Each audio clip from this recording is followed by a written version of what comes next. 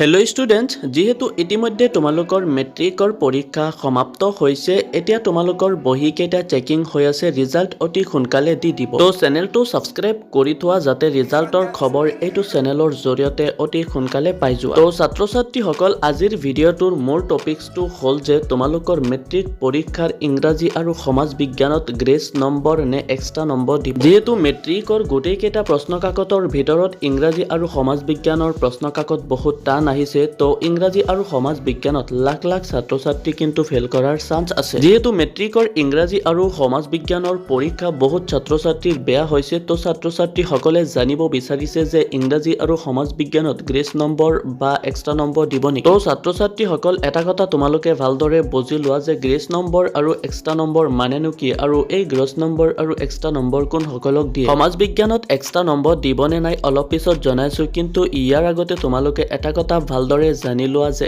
Grace number সকলো ছাত্ৰ ছাত্ৰীক দিয়া নহয়, ফেল কৰা ছাত্ৰ ছাত্ৰীক কিন্তু গ্ৰেছ নম্বৰ নিদিয়ে। এটা কথা তোমালোকে হয়তো ভাবিব পাৰা যে যদি গ্ৰেছ মাৰ্কছ ফেল কৰা ছাত্ৰ ছাত্ৰীক নিদিয়ে, তেন্তে পাছ কৰা ছাত্ৰ ছাত্ৰীক দিব। গ্ৰেছ মাৰ্কছ পাছ কৰা ছাত্ৰ ছাত্ৰীকো নিদিয়ে আৰু ফেল কৰা ছাত্ৰ ছাত্ৰীকো নিদিয়ে। তো ছাত্ৰ ছাত্ৰীসকল, কথাখিনি তোমালোকে ভালকে বুজি লোৱা। এটা কথা তোমালোকে নিশ্চয় জানা যে গ্ৰেছ মাৰ্কছ 4, 5 বা 6 ইয়াতকৈ বেছি নিদিয়ে। গ্ৰেছ মাৰ্কছ সেইসকল ছাত্ৰ ছাত্ৰীক দিব যিসকল ছাত্ৰ ছাত্ৰীয়ে নেকি 3, 4, 5 নম্বৰৰ কাৰণে ফেল কৰে, আৰু যিসকলে নেকি অলপ মাৰ্কছৰ কাৰণে ফেল কৰে সেইসকল ছাত্ৰ ছাত্ৰীক কিন্তু ফেল বুলি ক'ব নোৱাৰো। আৰু যিসকল ছাত্ৰ ছাত্ৰীয়ে নেকি 10, 15 বা কোনোবাই 20 মাৰ্কছৰ কাৰণে ফেল কৰে, তো তেনে ছাত্ৰ ছাত্ৰীক কিন্তু গ্ৰেছ মাৰ্কছ নিদিয়ে। তো তেনেকুৱা ছাত্ৰ ছাত্ৰীক ফেল বুলি ঘোষিত কৰা হয়। আৰু তেনেকুৱা ছাত্ৰ ছাত্ৰীক পাছ কৰাবলৈ হ'লে তেওঁলোকক এক্সট্ৰা নম্বৰ দিব লাগিব, আৰু এক্সট্ৰা নম্বৰ কিন্তু সকলো ছাবজেক্টত দিয়া নহয়। তো এতিয়া বলা তোমালোকক জনাই দিওঁ যে এক্সট্ৰা নম্বৰ কেতিয়া দিব। নিশ্চয় তোমালোকে যোৱাবাৰ মেট্ৰিকৰ গণিতৰ প্ৰশ্ন কাকতৰ কথা গম পাইছা যে আউট অফ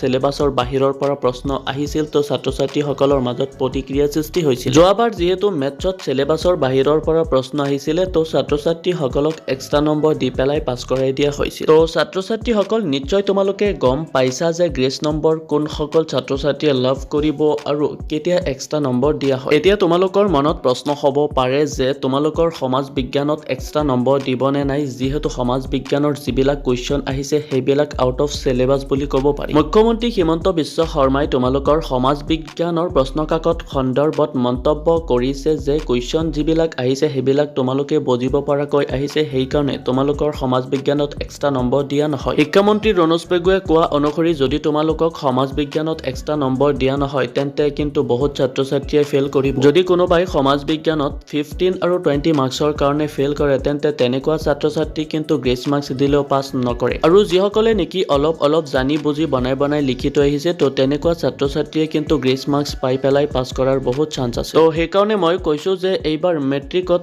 বহুত ছাত্ৰ ছাত্ৰীয়ে ফেল কৰিব। যদি সমাজ বিজ্ঞানতে বহুত মাৰ্কছৰ কাৰণে ফেল কৰে আৰু এক্সট্ৰা নম্বৰ দিয়া নহয়, তেন্তে কিন্তু বহুত ছাত্ৰ ছাত্ৰীয়ে ফেল কৰিব।